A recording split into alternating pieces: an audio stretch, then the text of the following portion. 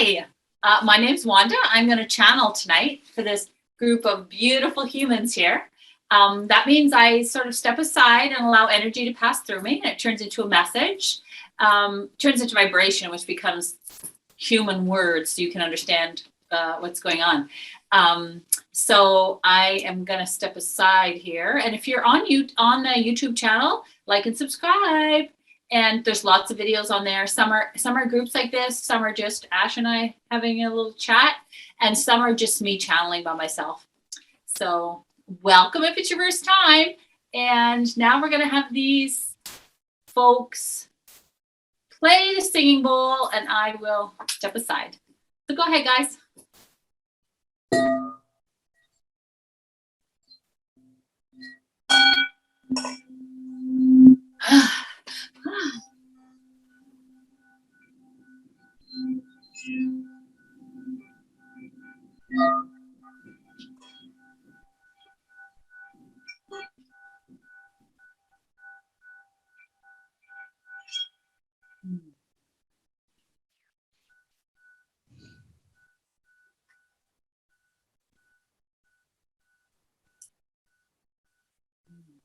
There is a certain importance for moving as one.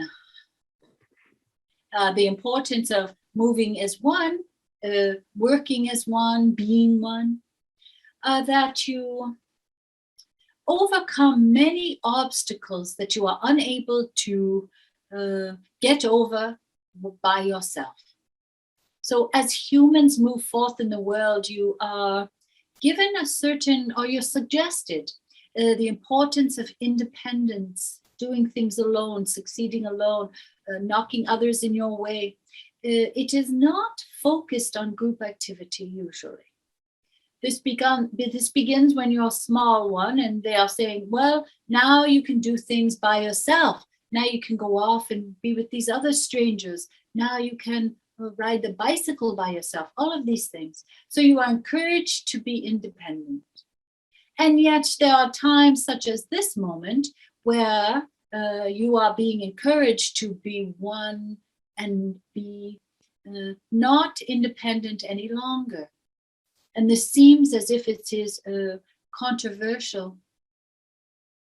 Now, in order for you to truly be one human being moving forth through the world, you must be able to quickly shift into oneness with others. We will explain, because at first hearing that sounds nonsensical.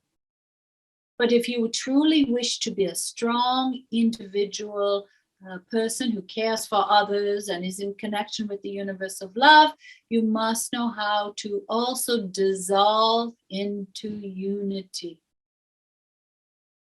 Otherwise, when you stand forth and walk forward in the world, you are full of human blah, blah, blah, human words that you've heard.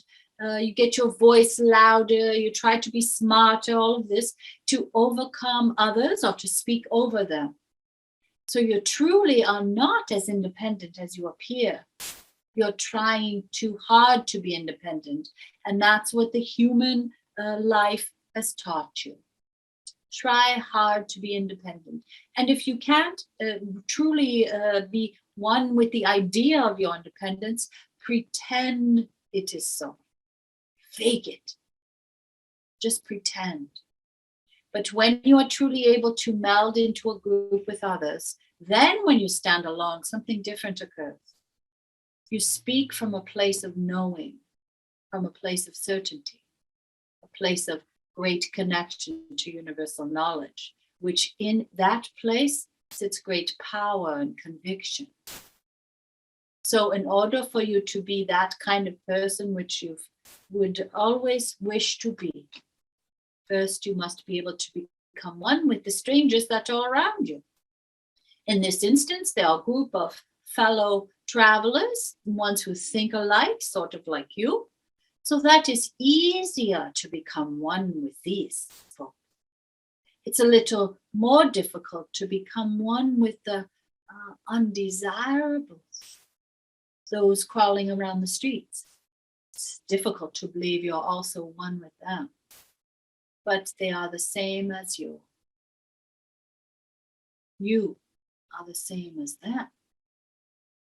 Even though you present lovely in a wonderful way, and you have an open mind, and you're caring and kind, on the inside, you are the same as your brothers and sisters who struggle in different places for different reasons. You are the same. And when you come to this place of understanding, this takes some time to get here because you are encouraged to be independent. But if you are all the same, you have the same information, not the same, you have different information to draw from that makes you a complete human.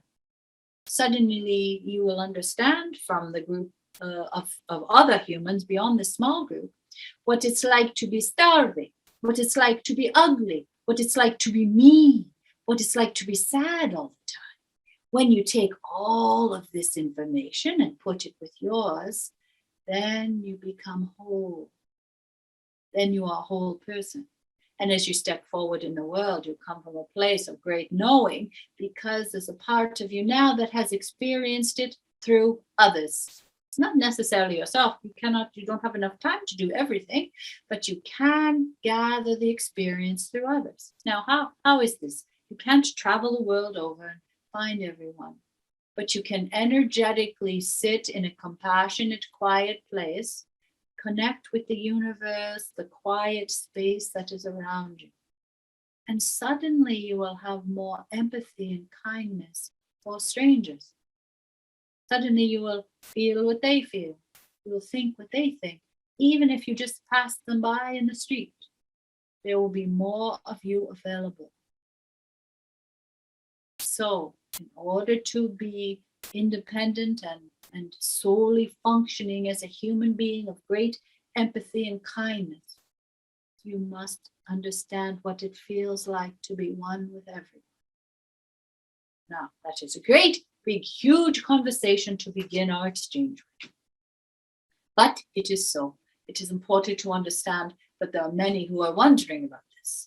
Many who have gotten off of the path of, I will live my life, I will be successful, and to heck with everyone else. They're wondering if that was the correct decision to make all along. So you have been representing them. You represent many different humans here. Some are like this. And now they want to know what else there is. Is there more? Is there more? For it's also important for you to understand that there are more human beings exchanging the energy here than what is seen physically here. There are more and more and more of you. You're just not able to see their face. So it's important to keep this in mind, that you are representing mankind. Now, what shall we discuss on this event?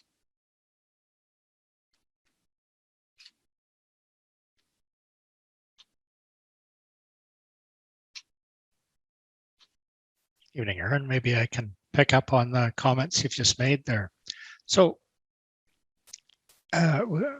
part of this is, we referred in the past to evolving as humans, as we're evolving our understanding and creating this greater, moving to this place of greater connection and understanding. And I was wondering, been thinking about that over the last week. I'm thinking about, well, we come into the world, we learn all of these lessons that we go through schooling. We would presumably, with multiple lives, you go through the same grades and the same kind of learning, the same kind of academic concepts as you would go through the younger years of your life. And I thought, well, is the evolution just for this life, or do you retain it in some way at a energetic soul level that you would bring that forward into a next being, that you're then kind of improving yourself or evolving at a soul level as opposed to just a human experience level that you would go over and over and over again like school? You would like this to be so. You have a great wanting for this to be true. And yet you yourself understand that you have lived many times on this place, and other times you are much more serene and what is the word? Peace, at peace with who you are. than you have been in this lifetime. So even though you ask this question, you already know the answer. Or there are nonsense ways of being spiritually evolved one time and coming back as a ding dong the next. And then the next one you'll be something very nice and sweet. And the next one you'll be a thief. You know this very well that it is like this. So we are wondering what it is you truly what is it you truly wish to say, other than you wish that this were the case? And if you say it over and over, perhaps you will be convinced it is like that, but yet you already know it is not. So what is this? What is it you are trying to get at here?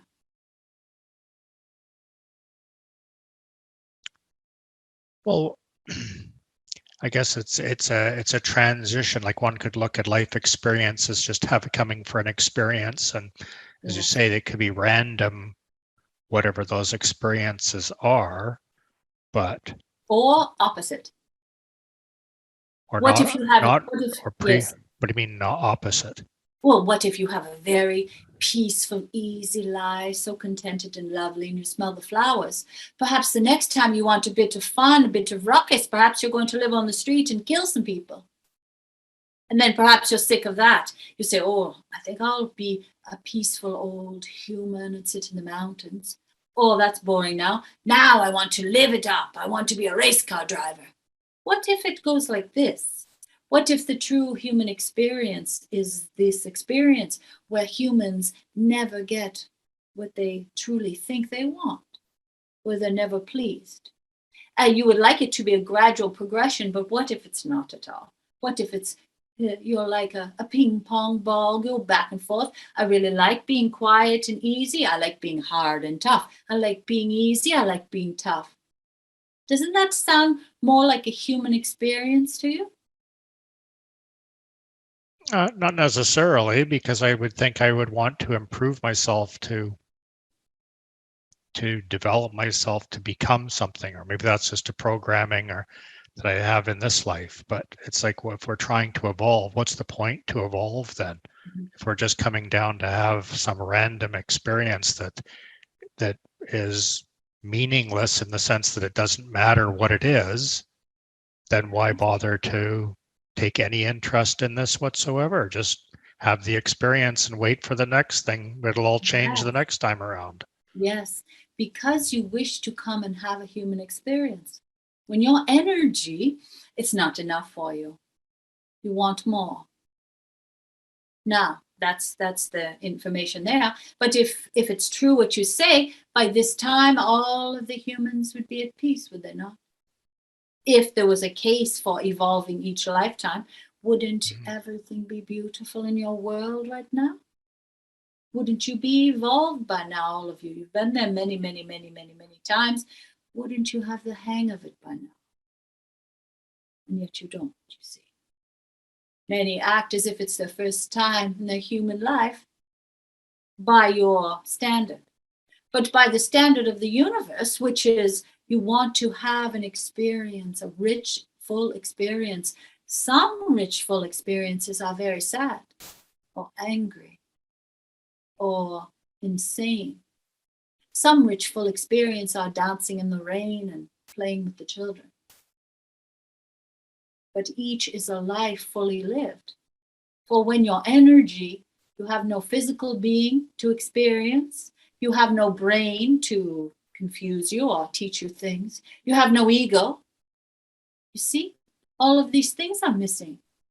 So when you're just pure love energy, you want to be a human again. That's why there's so many of you, and that's why you've come back over and over. Why don't you just stay up there floating around in the heavens and floating around those you love and bringing them the smell of roses? Why don't you stay like that? But no, you're here. You're all here. You're all here having a human experience. And no, you have not all evolved. For look at your world. Do you understand what we mean? Yeah, the world to me is, it's a very chaotic existence, and Yeah. some can argue it's getting better, some will argue it's getting worse, but uh, And what yeah, if that were the point of it? What if that were the point? You hate to hear this because you find it confusing. But what if the point is to experience something in physical form because you spend most of your time in energy, in energetic form? Do you see the difference? You don't Mhm. see it, of course. You can't see energy.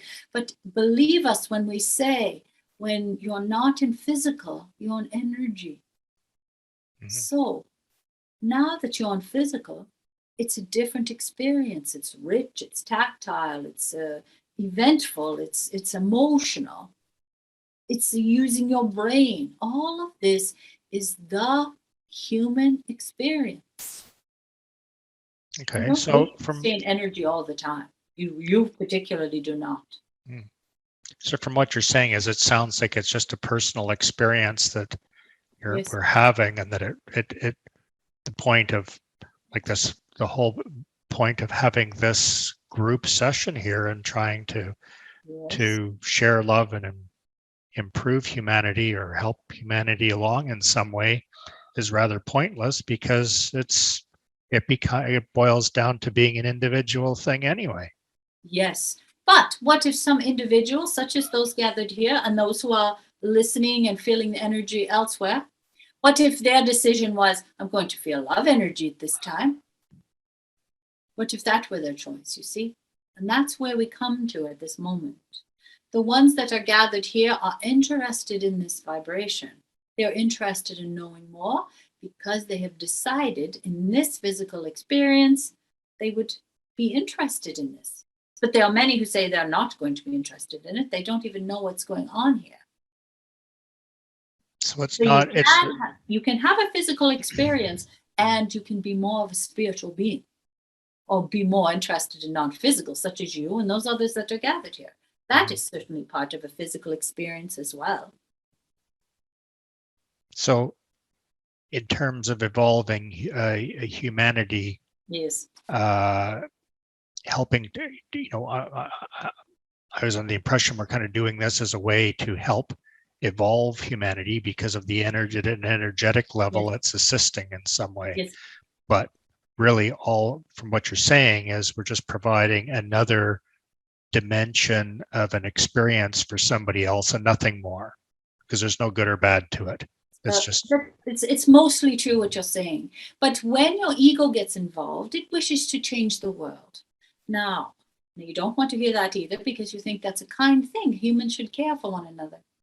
But if you are traveling your path and you've decided to have a spiritual experience this time, and you go forward with your spiritual experience with no strings attached, if others see you having an experience and they're curious about it themselves, they might go off and do it themselves.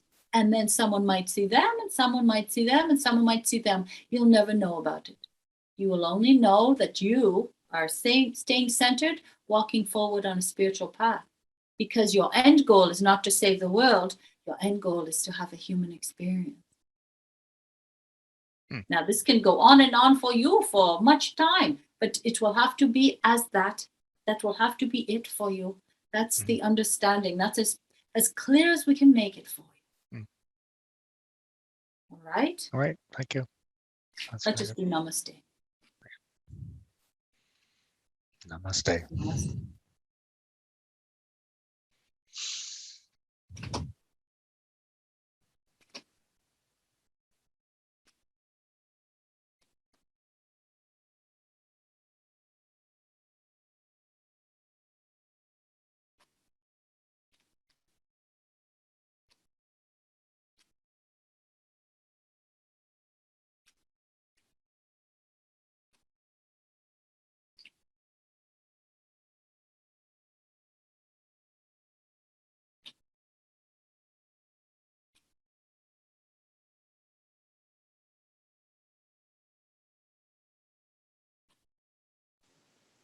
Hi, Erin.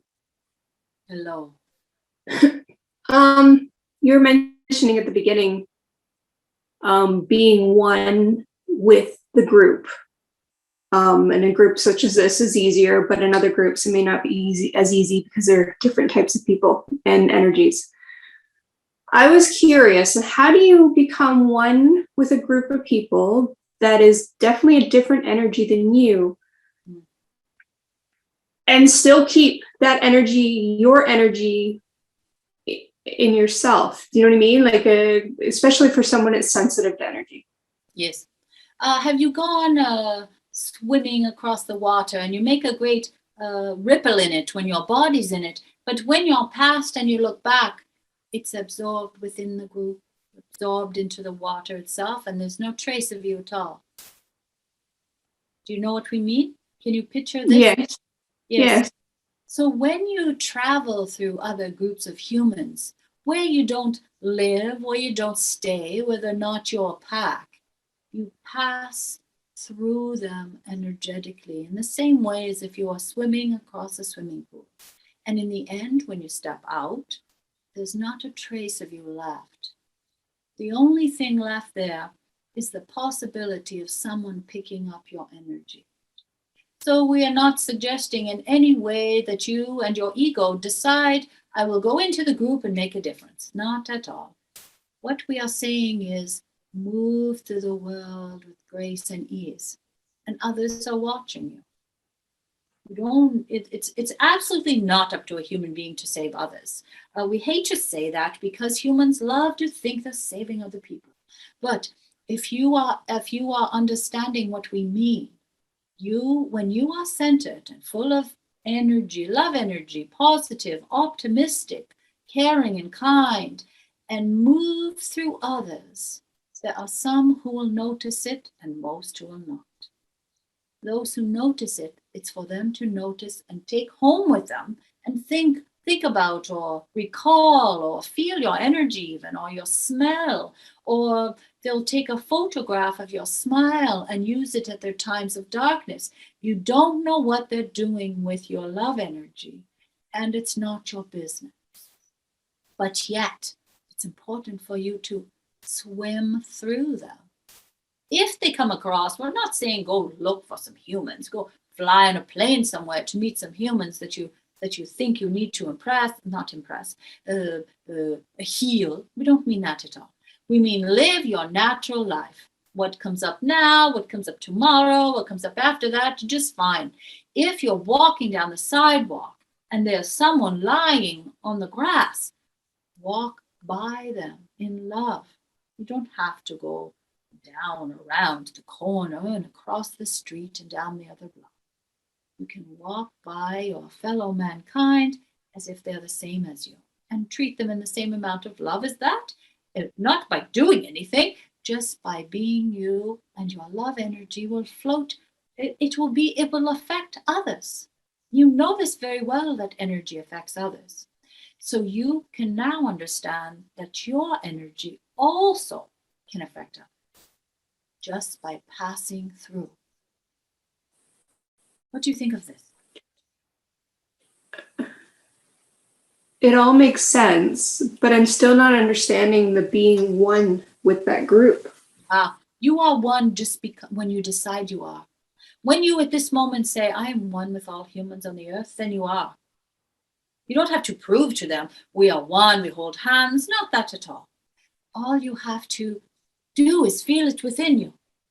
Are you part of humanity with all others or not? Are you still deciding who's who and who you are one with and who you are estranged from? Or are you one with all living beings? You see, when you decide you are one with all living beings, then you are. And you move forward in that way. It sounds simple, but it's the absolute truth. It's up to you. Whether you judge others or whether you're one with them. This is not an easy task. We certainly don't imply it. What we imply is that somewhere deep within you, these words resonate as truth. Somewhere within you, the energy is speaking to you. Are you one with all mankind? I think it's the confusing part, because this one is a group. There's energy exchange happening. But the way you're talking is talking about my energy affecting others, but there doesn't seem to be an exchange where that's the being one is I'm here, I'm feeling that's supposed to be an energy exchange. Oh, no. We are not implying that at all. There are many who will take your energy, who will Exactly. You will not be getting any energy from many humans. Of course not. They will be taking it. But you will have plenty to spare because you are tied into the universe of love, which is eternal. So who cares if they take the energy from you? You have plenty more where that came from.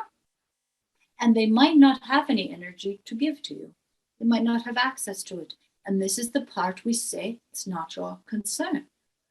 Your concern is to stay in alignment, be one with others similar to you when you can. This is an energetic exchange, yes. But when you are speaking of being one with all of the humans on the earth, you are certainly not going to exchange energy with them. But you can have the philosophy that you are one. You'll have a knowing in your heart that you are one with them. And all of a sudden you'll treat them differently. You'll move more easily amongst them. And it's not always going to be an energetic exchange at all. Is that clear? Is that more clear or more confusing? I think it is more clear. So to me, because you were talking about groups and independence at the beginning, so what I'm hearing is, you're still independent in yourself, but you are a group, but you're not necessarily doing an energy exchange with the group. With the larger of mankind, yes. Yes. Okay. Because there are many who are not capable of such a thing. The humans that you are choosing to be with here are capable of it. They are attuned to it. They are the same vibration as you. But all of the other mankind are on many different vibrations. They're in all different worlds. There's no way for them to be, no commonality there.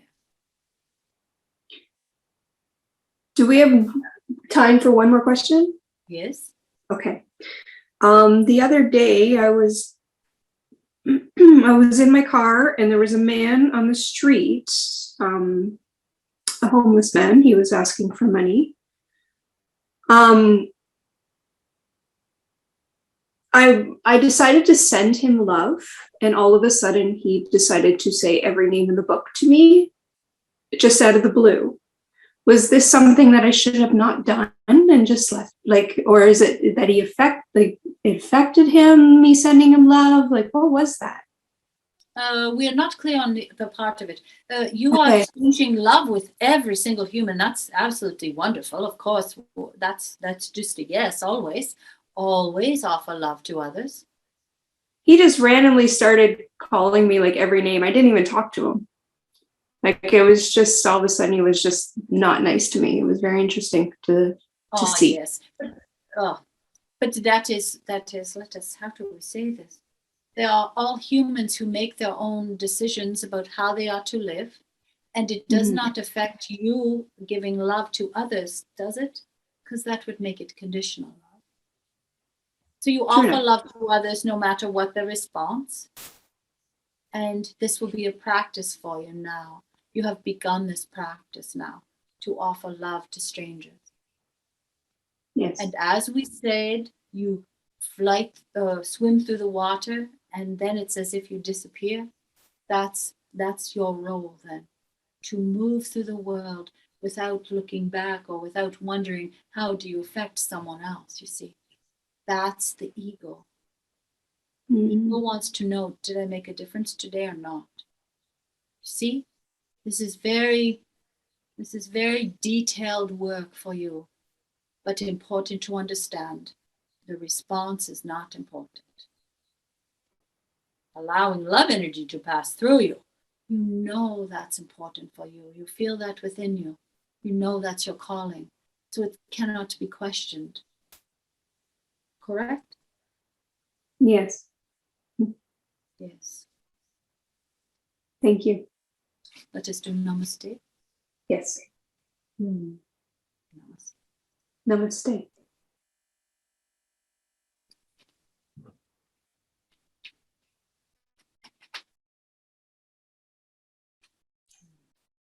Hi, Erin. Hello. I have a question just further to what was being talked about, and I think it's just trying to understand a bit further.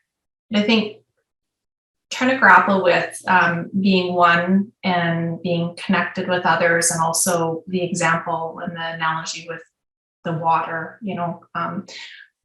flowing through.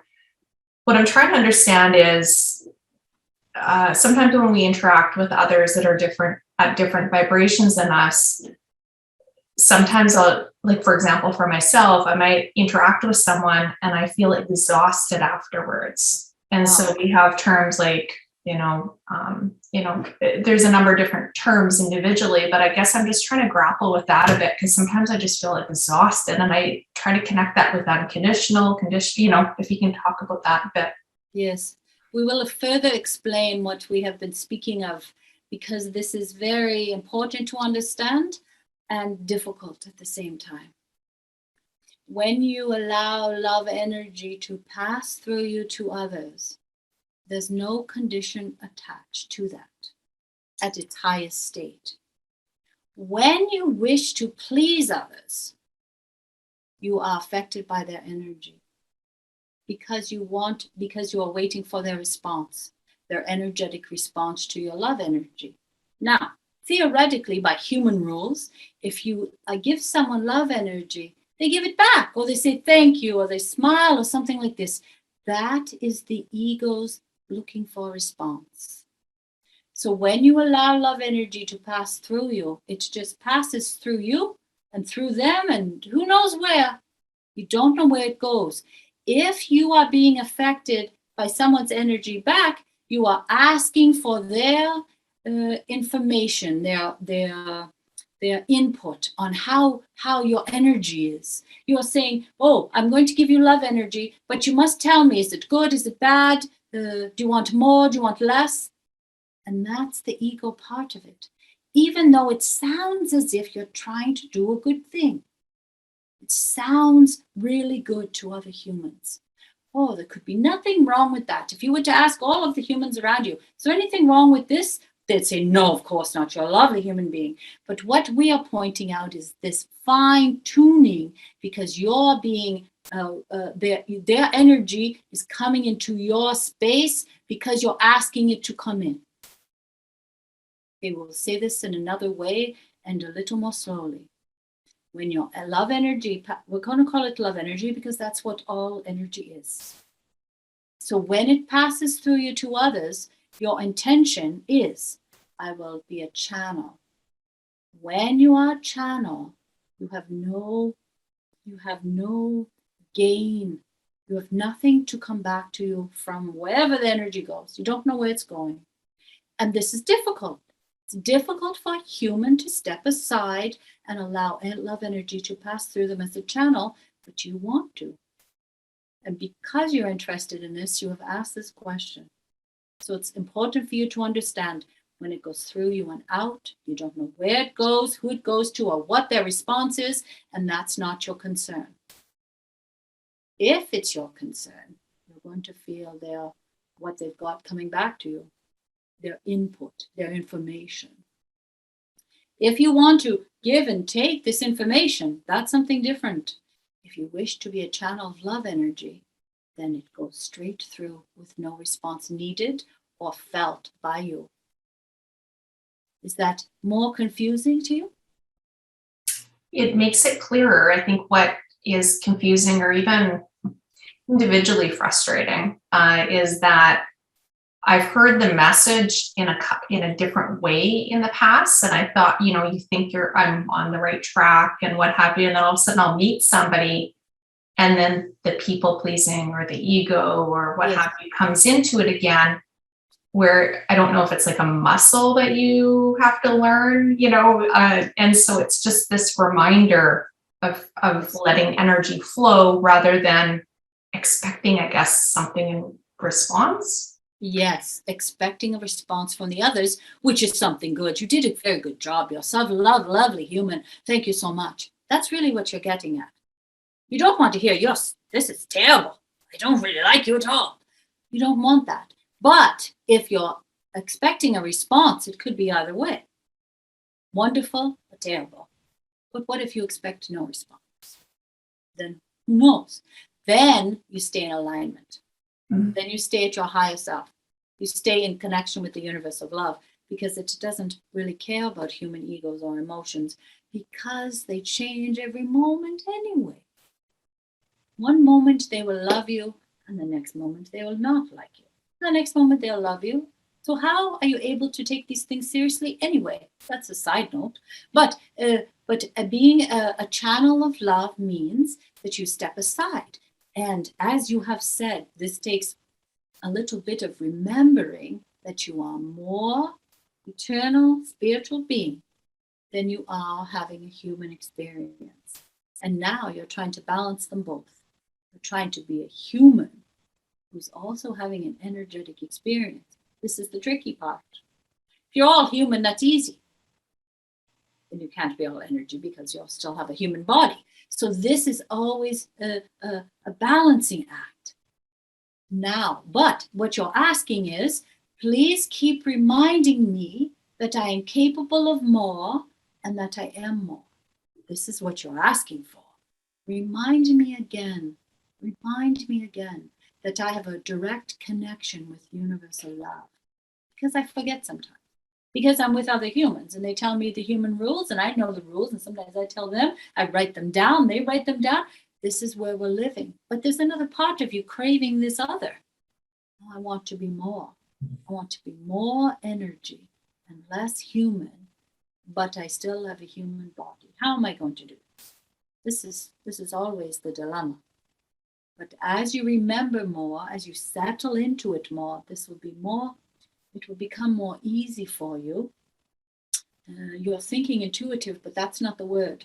The word is allowing. Allowing your higher self to be.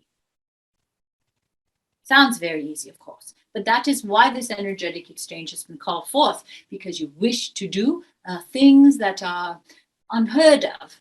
You wish to do magic. You wish to perform miracles. That's why you're here. And you want to remember that you can do these things. And that's what is going on here. That's what you've called forth, and all the others that are joining you. They all wish to be more. How's that? Yes, thank you. That fills my heart. Thank you. Let us do namaste. Namaste.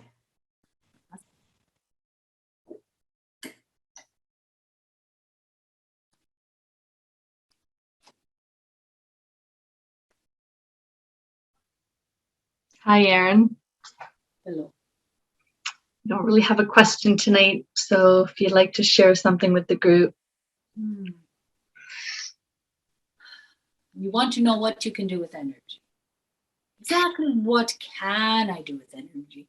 You hear the word all the time. You want to be one of those people who makes magical balls and sees things. And why not you?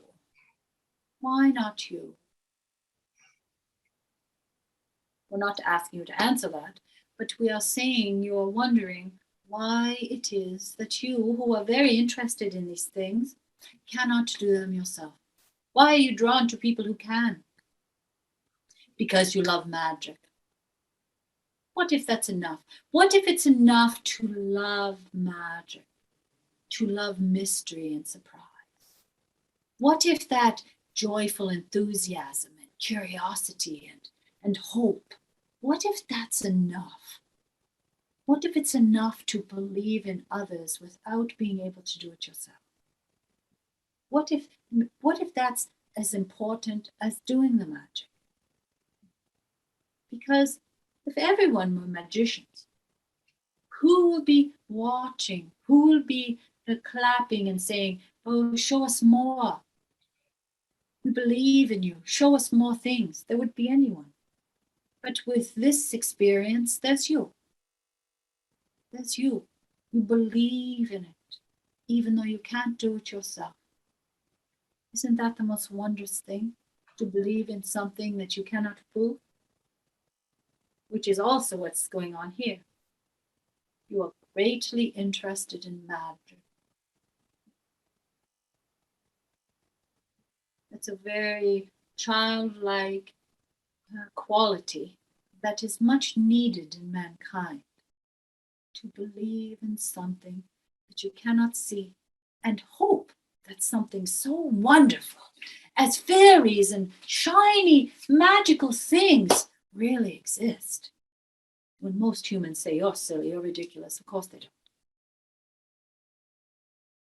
Doesn't that mean that you yourself are a very special human being to hold these beliefs? The belief in magic. How'd you like that? I love it. Thank you. All right, let us do namaste. Namaste.